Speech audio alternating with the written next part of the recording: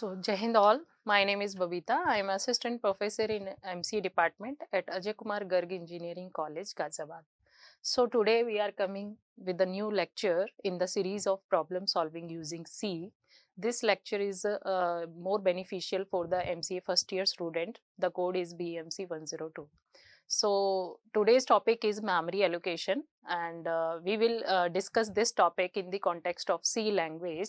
So basically, first of all, we come to know about the memory. What do you mean by the memory? Yeah, what is memory and how it is allocated whenever we are designing a C program, and all the instructions or information, or you can say the data, how get memory in the memory space, right? So this is the main purpose of this lecture, ki students will learn about the memory and memory allocation approaches, right? So let's get start. The outcome of the this lecture or this particular video, learner will definitely learn about the memory and what are the different types of memory allocation. Next we will talk about the process of the allocation and what is the difference between the approaches through which we are allocate the memory during the program execution or during the program run, right? So first of all, I will talk about the I will explain the concept of memory. Whenever we are designing a program, students may have the confusion ki how this particular instruction get memory, or how this particular data store in the memory. So first of all, we have to know about the memory. What is memory? Memory is the space where the computer keeps the instruction or data it need to access quickly, right? So basically, if I'm talking about the core concept of the memory, so here we have the some memory space. Yeah, we can say that this complete memory, computer memory, in which we are dividing the memory space into the particular concepts, right? Let's take an example. We have the hard disk. Hard disk is a memory space where we store the data permanently, right? Next, we will have the RAM memory. Yeah, we can say the internal memory of the computer memory. This is also called as a primary memory, right? And this memory is used during the program execution. Next, we will have the cache memory, and this cache memory is used for speed up the execution process, right? Yeah, we can say that ki if I want to access the data or information very quickly, then we will store that particular data or information into the cache memory. Next, we have the register. Register, the space of the memory where the actual program or data or information will get executed. So this is hierarchy of the memory, which will divided or which is means described in the context of low to high and high to low, right? So this is the core concept about the memory. Next, we will talk about the how a particular C program get allocate space in the computer memory, right? So in a C language, memory allocation refers to reserving a space in the computer memory for the execution of the variables, data types, or other data that will be provided by the user. So here we have the example. Let's say I'm talking about in the context of C program. Just I'm writing here int A. So basically, whenever I'm declaring int A, this is a variable, and this variable definitely will get a space, and this space is the part of memory. Are you getting my point? So in the computer memory, A is get a particular space, and this space is allocate to the A in what context? Yeah, in what approach? So whenever I am declaring a particular variable into the C program, this particular variable get a space into the memory. So this is the static allocation, right? Because I am allocating this particular variable space at the time of defining, at the time of declaring. That means यहाँ पे जैसे ही मैंने इसको declare किया, this particular variable will get the space into the memory. How much space it will allocate? So this is depends on the data type.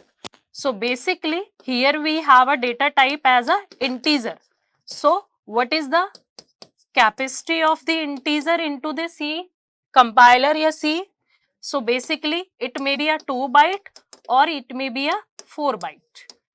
This is depends on the window operating systems, right? Yeah, you can say the version of the window. So basically here we have, let's suppose ki the capacity of the integer is a 2 byte.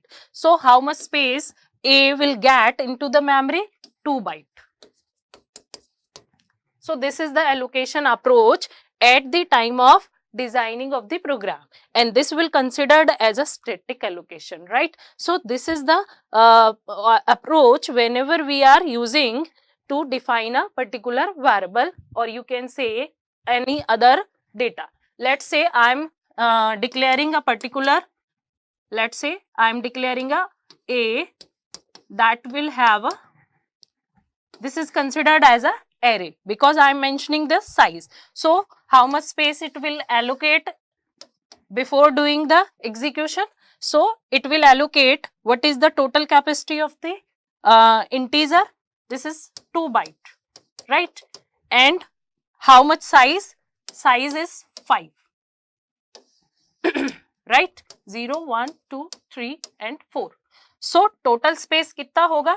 5 into 2, that is 10. Are you getting my point? So how much space we will provide to array, A array? So 10 byte. So the total space of this array is 10 byte. So here A is need to store in a memory. So how to allocate? I will, I already explained the answer of this question. Next, we will talk about the types of memory allocation. So first type is a static memory allocation and second type is a dynamic memory allocation. So basically the static memory allocation that will be defined, that will be allocate at the time of programming, at the time of compilation, right? Or dynamic memory allocation that will be provide or allocate at the time of execution. So here we have a particular approach in which we are always allocate the memory statically, and here we have the approach in which we always allocate the memory dynamically. So basically if I have some kind of instruction that is outside of the main function, always get the static memory allocation. Yeah, if I am talking about the global variables, so this is also allocate the memory space statically. And if I am talking about the stack, so stack also get the memory statically, right? And if I am talking about the dynamic memory allocation, the heap area of the memory space is considered as a dynamic memory, right? So which is allocate as per the demand, as per the requirement whenever we are executing a program. So how it will work? I will take an example individually for both category, right? So here we have concept static memory. So first of all we will understand what is the static memory. The static memory is that is reserved for a variable before the program run. I am just saying कि if you have to design, if you designed a program, let's say I am declaring a and printf enter a scanf, the access format is for a integer is %d, and I'm just providing a value of a, and next I will display the value, right? So this is the program, and if I'm designing this particular program, I will allocate a particular space, and this space is considered as a static, because before doing the execution, I will provide a space. Whenever we are creating a variable, whenever we are declaring a variable, definitely it will take some space in the memory. So that time, if I am providing a particular space, this is considered as a static, right? Allocation of a static is also known as a compile time memory allocation, right? Next, we will have C automatically, because static memory allocation not need to be done manually. It will automatically implement by the C compiler for every variable when the program is compiled, right? And for example, I am just declaring a particular array of integer type for 20 students, will get the memory space in the memory of 20 elements, right? And the total space will occupy by this particular array is 80 bytes, because we have the 20 different elements, and the size of integer is 4 byte, and we if we have calculate the total space, so 20 into 4, that is a 80 byte. So this is the concept of static memory. If I am not allocating this particular space to a variable, so it will create some errors, right? Next, we will take an example how this particular theory, how this particular statement will execute or will implement by programmatically. So here we have a particular array, name is numbers, and the size of array is 5. So I am allocating in a both manners. The size of the array is 5. So basically it is collecting 5 elements, right? It is collecting 5 different elements. Let's say whenever I am declaring int a, so it is necessary ki a only, ya a is contain only a single value, right? Single value. But if I am declaring a is 5, that means it will contain 5 values, 5 elements. Are you getting my point? So this is the basic difference. So I will provide this particular values in a two ways. That is a compile time. Just for example, I am providing a value 30. But in the previous example, as you seen, ki I am just instructing user to enter the value of a. So this is the allocation. This is the initialization at runtime, and this is the initialization as at a compile time. So in the same manner, whenever I am declaring a variable, I can provide the value, I can initialize the array in a two ways. Either we in a at a compile time, or either we at a runtime, right? So if I am doing at a compile time, so I will follow this particular syntax. So here we have a particular array. This is the this containing a 5 different elements like 1, 2, 3, 4 and 5, right? Now I will implement the concept of at runtime.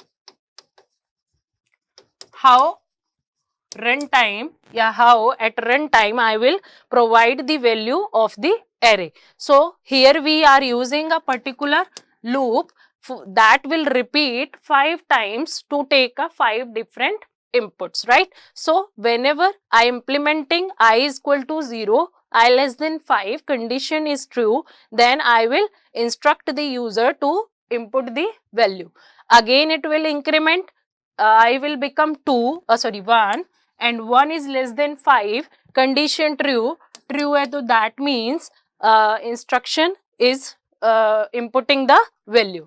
Next again it will get increment and value is become 2, and 2 is less than 5, condition true hai to you will input the into the array, right? So this particular process is repeat until this condition will get false, right? So this is the process through which we are providing or through which we are initializing at runtime. Now I have the concept to display all input values, right? Yeah, to all entered values. So here again we will use a loop, because in the memory how these values stored like this. Let's say I am putting at 0 index 10, then 12, then 45, then 30, then 17. So how will access that particular values in the one by one manner? So for one by one manners, I will again implement the concept of loop. So I just access the value of at index 0. So process will get start and I is 0, and then I will print the value. Again I will get increment, and after increment it will become 1. Now the pointer is on this particular index, that is array of 1, right? So again and again we will repeat until all the element will get access. So this is the concept. Next we will talk about the dynamic memory allocation. So in the context of the static memory allocation, this is done at the compile time. So dynamic memory allocation is done at the execution time. Yeah, you can say the memory allocation at the time of execution is known as a dynamic memory allocation approach. Yeah, you if I just want to कि run time पे ही मुझे decide करना है कि how much space I will provide और how I will allocate that particular array या that particular variable. In advance I have no clearance ki what particular space it will occupy, right? So in that situation we will implement the concept of dynamic memory allocation. Let me tell you, dynamic memory allocation is not the inherently implemented by the C language. That's why we are implementing this particular concept by using some library function, and these library function is given by the C compiler known as the dynamic memory allocation functions. That is, here we have a 4 different kind of memory allocation function, that is malloc function, calloc function, realloc function and free function. So these are the very important question, and I will decide to explain in the next video, and on individual I will make another separate videos, because it's very important and very useful for next study point of view. Yeah, you can say for the DSA purpose you have to hands on, you have to very understandingly complete this particular topic. So in this video I am just explaining the core concept of the dynamic memory allocation method, right? So malloc is used to allocate the memory. A particular block of memory is allocated through the malloc function. But in the case of calloc, you have a multiple block of memory to allocate that particular variables. In a realloc function, we will change the existing memory. Let's suppose if I am declaring at the initial the size of 5 to an array, right? But I have the requirement to change, yeah, to expand that particular size. So I will extend with a new size that may be a 10 bytes, yeah, that may be 100 bytes. So I'm just for example, I'm declaring a int a, yeah, you can say array having the size 100, right?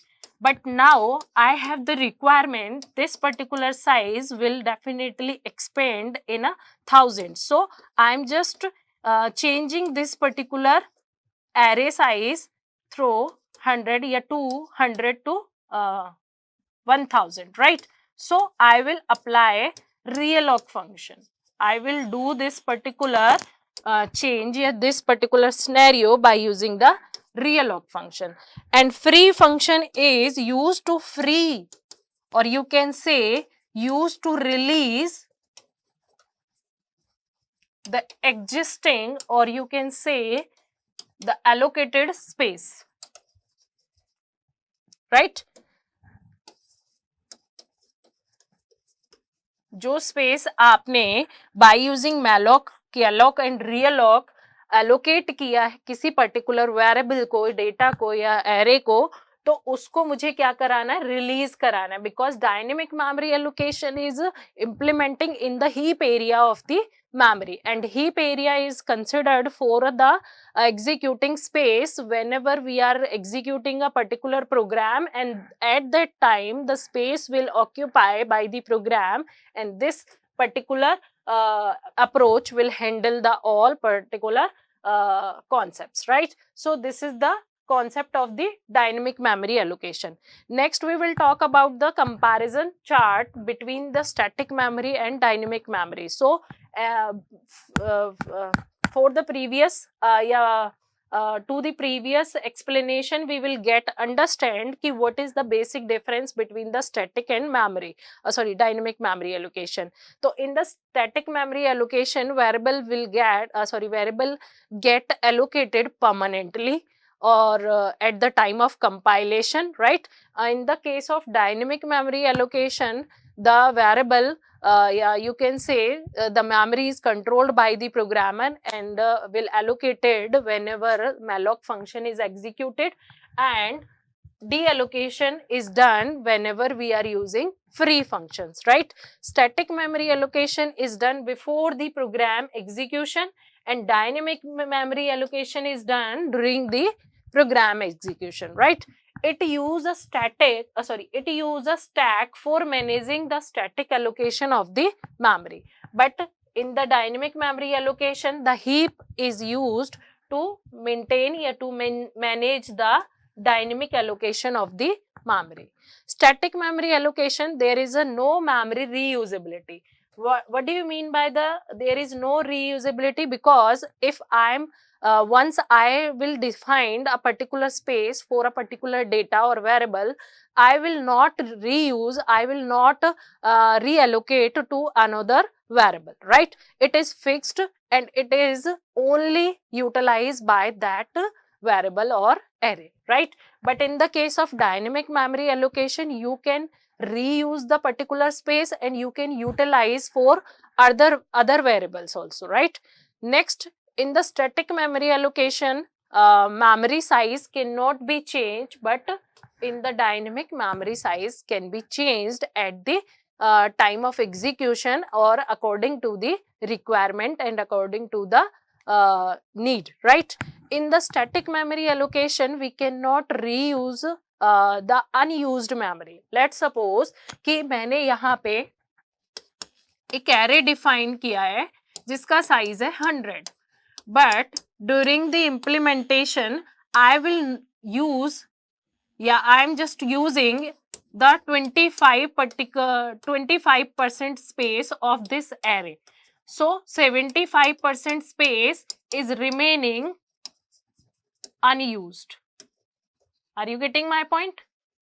So basically I have the foundation ki this particular space I'm not use for further processes, you with another variable. This is fixed for this array, and this array is only used that particular space if the array currently using only 25% space, so 75% is wasted. Are you getting my point? But in the case of dynamic memory, it support and allow reusing the available space, that also called the better utilization of the memory fragmentation, right?